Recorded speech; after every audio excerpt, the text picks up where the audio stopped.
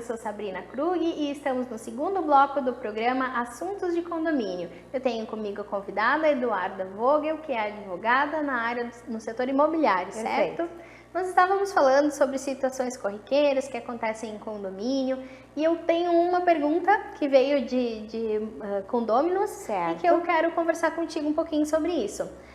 Uma determinada moradora uma proprietária comprou a unidade e assinou o contrato e levou bastante tempo até ela receber a chave. Certo. Essas cotas nesse período competem a ela, não competem? Qual que é a obrigação do proprietário em relação a isso? A título informativo, então, a gente pode dizer que a obrigação do pagamento, né, o marco inicial do pagamento das taxas de condomínio por parte do morador é a partir do recebimento das chaves ou do registro imobiliário do habite do imóvel, né, que é quando ele está habitável, o que ocorrer primeiro. Enquanto isso, ele não tem responsabilidade com o pagamento das cotas condominiais, porque ele ainda não usufruiu daquilo, né? Pode existir, então, um contrato de compra e venda, mas se ela não tem a posse, né, de fato, ela não tem obrigação, a pessoa não tem a obrigação com os custos. Exato. É importante que quando a pessoa adquire um imóvel de uma construtora, né, de uma incorporadora, ela incide ali naquela relação uma relação de consumo. Então, incide o Código de Defesa do Consumidor, que vai trazer questões mais positivas e vai proteger a parte hipossuficiente da relação, né, comparado o consumidor com a grande construtora. Muitas vezes, quando eles têm esse tipo de problemas ou dúvidas, eles recorrem ao síndico. E como a gente disse antes, o síndico não tem obrigação, assim, né, o dever de saber tudo. Então, o ideal é que quando se trate de assuntos assim que são referentes à sua unidade, ele procure uma assessoria jurídica ou fazer uma consulta, não sei se assim você se refere, né? Para receber a orientação correta, né? Exato. Porque muitas vezes o síndico ele também não tem assim o embasamento para responder esse tipo de coisa.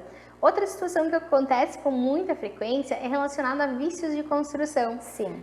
A pessoa compra o seu apartamento, né, com uma expectativa de receber algo perfeito, sem nenhuma avaria, mas isso nem sempre acontece, porque obras geram situações diversas, né? Exato. E aí pode vir a acontecer lá uma rachadura, um problema de infiltração ou diversas outras situações. Eu sempre costumo lembrar, o síndico ele é responsável pelas áreas comuns, né? Sim. Então, se tiver um problema de rachadura, infiltração ou qualquer outra coisa em áreas comuns, chama o síndico, né? Que daí vai lá, vai resolver, vai buscar a melhor forma com a construtora, acionar garantias ou chamar outros prestadores. E quando é na unidade?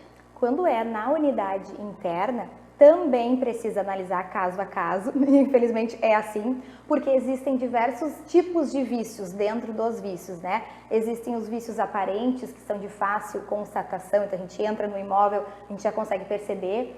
Esses vícios, eles têm 90 dias para reclamar. Existem outros vícios que levam 5 anos e até 10 anos. Então, depende do problema que ali existe e quando que ele foi constatado, né? Normalmente, quando o imóvel é novo, ele é acompanhado de um manual de proprietário, né? Exato. Ali constam os termos de garantia, os tempos e até as manutenções, que daí eu volto a falar sempre nesse assunto. Sim. Que às vezes a pessoa exige uma garantia, mas não ofertou a manutenção que aquele bem precisava, né? Então, é importante sim, e também, não tenho mais a quem recorrer, daí a consultoria jurídica vai também estar lá para apoiar, né? Com certeza, apoiar o consumidor ou então até mesmo a construtora, que por contrapartida o consumidor não prestou a prevenção, a manutenção, né, e ocasionou esses problemas. Muito bem. Outra questão assim que eu sempre acho muito importante, que tem um peso da questão legal que o advogado tem a ofertar, é a questão de contratos, né? Certo. Dentro do condomínio, ele é guiado por algumas regras. A gente começa lá pelo Código Civil, pela lei do condomínio, e aí dentro do condomínio, o que vai de encontro com a realidade daquele condomínio, tem a convenção e o regimento interno. O advogado ele pode estar presente, ele presta esse tipo de orientação e com certeza. Contrato. Quem elabora o regimento interno e a convenção, que é o documento maior, né, o documento mãe ali do condomínio, é o advogado, porque é muito extenso E quando o advogado trabalha no setor imobiliário, a gente já consegue prever diversas situações que podem se enquadrar. Então, se eu pegar um regimento interno, ou até mesmo a convenção de outro empreendimento, de outra cidade, muitas vezes não é a realidade da minha cidade, dos meus moradores, né? Então, sim. Já aconteceu, por exemplo, no decorrer das avaliações, né? Porque a gente faz essa consultoria também. Vamos ver como é que tá a documentação desse condomínio, vamos botar em dia, botar a casa em fazer ordem. Um apoio para o síndico. Certo. E aí, nesses apontamentos, pega-se a gente mora em Montenegro, tá falando daqui, né? Então, pega um regimento interno que, baseado numa legislação de São Leopoldo, Novo Hamburgo, Porto Alegre, não condiz, porque nós temos legislações específicas da cidade. Ou fala ali de gás central, daqui quando a pouco não existe. Elevador em condomínio que não tem. Então dá para ver que não teve atenção devida à elaboração daquele documento. E aí volta na frase do que é um projeto único. Perfeito. Então existem peculiaridades que só tem naquele prédio, eu né? sempre afirmo que o barato acaba saindo caro, né? Então às vezes a gente opta pelo preço ali, e não tem uma prestação de serviços, tanto no síndico quanto na consultoria, enfim, adequada e necessária para aquilo que o condomínio precisa. Às vezes, por uma questão de contrato mal elaborado, que não quis... Uma cláusula pode fazer toda a diferença. Eu vou economizar na contratação de um advogado, eu não quero um advogado para analisar um contrato que é tão simples, eu até pego um modelo na internet.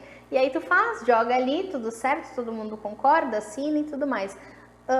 Por diversas situações, a empresa que foi contratada talvez não consiga atender, ou aconteceu alguma outra situação. Estamos falando dos prestadores de serviço de prestadores e outras, né, nessas situações. Aí aconteceu ali que não deu certo, tu vai analisar e o teu contrato não te protege, não te dá segurança e ou garantia. Não te apoia naquele momento que tu precisa chamar de alguma forma, buscar, né? Então, tu economizou lá no início e levou um prejuízo no final. Então é muito importante sim, contrato essa consulta prévia, né? Antes de deixar acontecer, né? Eu sempre digo assim, eu gosto muito da prevenção, eu trabalho com a prevenção. Concordo. Sem excluir o risco, porque, por melhor que tu trabalhe, por mais que tu faça a prevenção, que tu faça a manutenção, os problemas podem acontecer por diversas situações, né? E aí, se tu não está preparado para lidar também com o problema... ou pelo menos para demonstrar que tu procurou os meios para se proteger, né? O síndico, por ele ter grande responsabilidade, ele precisa se resguardar juridicamente falando, né? Para que ele não venha ter que responder caso ocorra alguma indenização, alguma questão. Normalmente o síndico que é morador, ele inicia como eu iniciei. Sendo uma moradora, tendo um bom relacionamento com os vizinhos, ou mostrando que teria de forma eficiente como realizar aquele trabalho. Perfeito. E entra, então, como síndico numa gestão de 1 ou 2 anos, né, variando ali conforme as convenções de condomínio.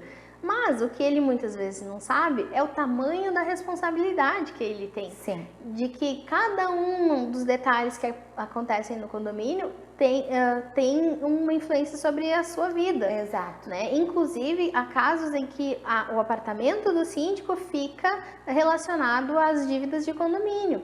Então, se o condomínio não cumprir, pode vir a ser tomado bem daquele síndico. E muitos não têm noção disso.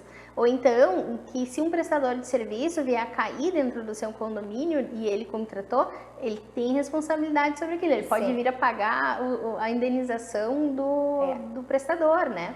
Então, existem muitas coisas que os síndicos eles não estão preparados assim para saber dessa responsabilidade. Então, o motivo principal desse programa sempre foi esse, trazer à tona assuntos para que as pessoas não digam assim, eu não tive a informação, eu não sabia, né? Infelizmente, a ignorância não protege. Não protege. O síndico ele precisa saber as responsabilidades e saber delegar também, saber que ele pode contar com a administradora, né? Eles vão fazer um trabalho juntos aí. Tem situações que a administradora é responsável, tem situações que o síndico tem situações com que eles são responsáveis de forma solidária, né? Então, cada situação é peculiar, mas é importante ele saber que tem com quem contar, né? Exatamente. Tanto na consultoria e na assessoria jurídica, quanto na administradora com que ele foi, com que houve a contratação, né? É um caminho junto. Isso é uma relação que sempre também eu cito, por quê? Porque algumas pessoas entendem que o síndico ele é o empregado do condomínio. Exato. e que ele tem que cobrar da administradora. O síndico ele não é empregado, ele é representante Exato. daquele condomínio, ele foi eleito para representar o coletivo. E a administradora também não é assim, ficar ali na ponta da faca e cobrar deles tudo. Eles são parceiros, né? Eles ofertam algo. E o síndico e a administradora, eles têm uma ligação forte, assim, de parceria. E é isso que traz qualidade para o condomínio. Isso. Quando não há essa parceria, não há qualidade. Para entender direitinho, né, de forma individual, o papel de cada um. Até para que um não interfira no trabalho do outro. Exatamente. Né? Assim como o conselho também não está ali para cobrar do síndico, ele é parceiro, ele está ali para fazer um acompanhamento, uma vistoria das contas para que não haja nenhum erro, mas ele também é parceiro. E além disso, assim, aproveitando a deixa, né, a Eduarda vai estar junto com a gente no evento, né, do Café com Síndicos, e vai estar lá podendo tirar um pouco mais de dúvidas em relação à parte de maio. Dia 20 de maio, já está marcada a data.